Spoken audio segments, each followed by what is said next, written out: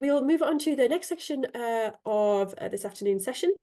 So we now have a series of afternoon talks. Oops, wrong slide. So we're going to have 5 talks led by Professor Perla Maiolino from Oxford, and then we're going to bring everyone back for a panel discussion at the end. So we'll hold questions to the end of the session, and then we can have some kind of global questions to bring opinions and ideas together.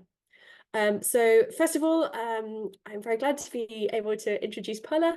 Thank you so much for joining us, Perla, and also for agreeing to help moderate the discussion at the end. So thank you very much, Perla, and I'll hand over to you. Hopefully the screen share works okay. Yeah, thank you so much, Josie, and thank you for inviting me. This is like always a big pleasure for me to be here. I try to share my screen, and I hope it will work. Perfect, we see your screen. Yeah, so of course you already introduced like the amazing speaker we have in this session, and like I will lead later the panel discussion. So just reminding to the participant to write question in the chat so we can actually ask you after the talk. Today, like I have very short time. Many of you maybe know me more from about my work on tactile sensing and sensory motor coordination. But today I decided to talk a little bit more about work I'm doing in the context of embodied computation, in particular,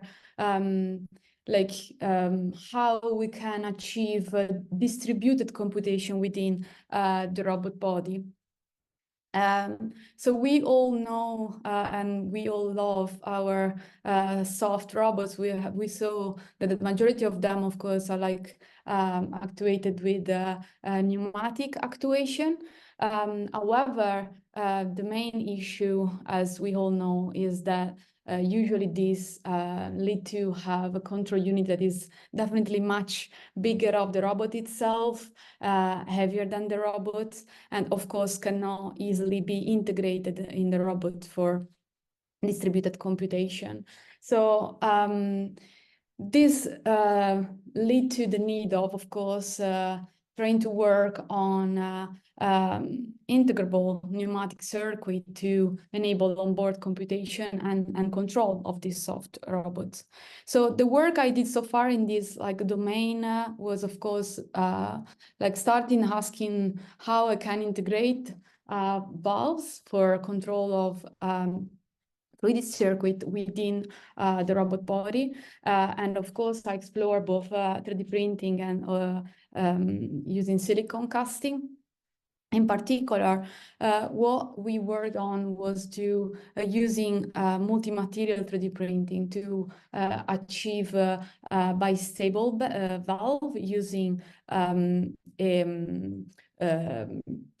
like a bistable membrane. And here you can see like the working principle of the system. So we have 2 pressure, and these of course lead to the change of state of this valve. And of course we also evaluate how by changing the morphology of this valve, but also the mechanical property of this soft membrane, we could change the response time of the valve,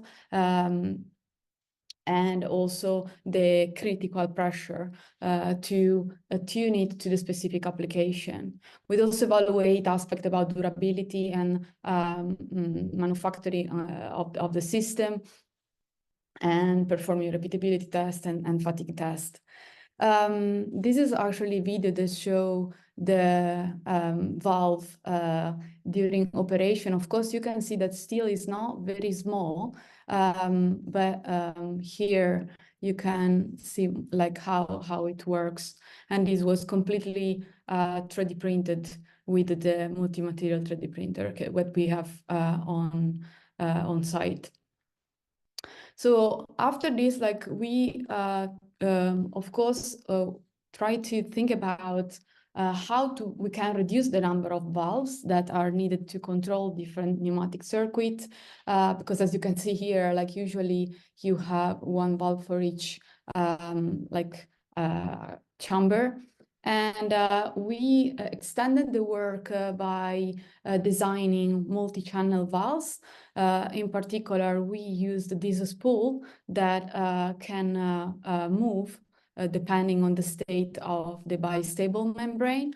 And of course, we can achieve different type of multi-channel valve, 3-2, 4-2, or 5-2.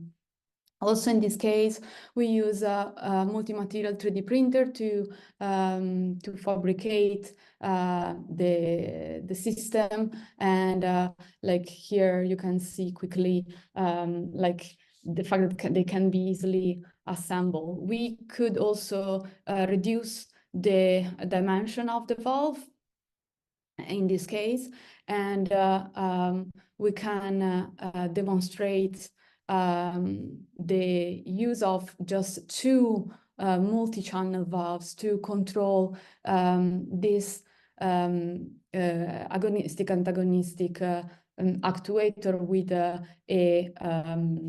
gripper to achieve different position and open and close the gripper. And for doing this task, usually you would need at least 5 valves. Here we could just use 2, and this is like an example of what we did by using just 2 valves.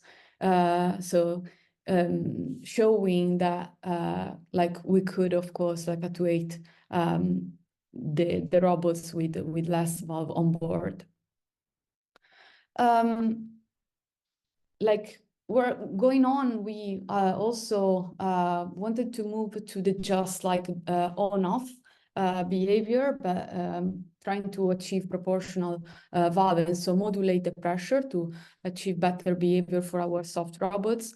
And we design a soft valve using magnetorheological elastomer that is silicon casted in this case. So here you can see the principle. We can apply electric current, like and we have a iron core with some coil around. This generate, of course, a magnetic flux and leading to the deformation of the membrane and the regulation of the flow, as you can see here.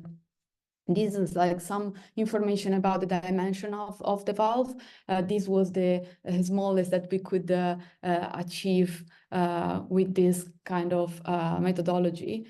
And here you can see like what we could get by using this valve to control a simple NUNAT actuator. So we have a good response for this PID controller, and of course we could regulate the pressure in this case to achieve different motion for the actuator. Moving to having all these kind of valves on the robot body, we wanted to look at like how we could place them in array within the robot.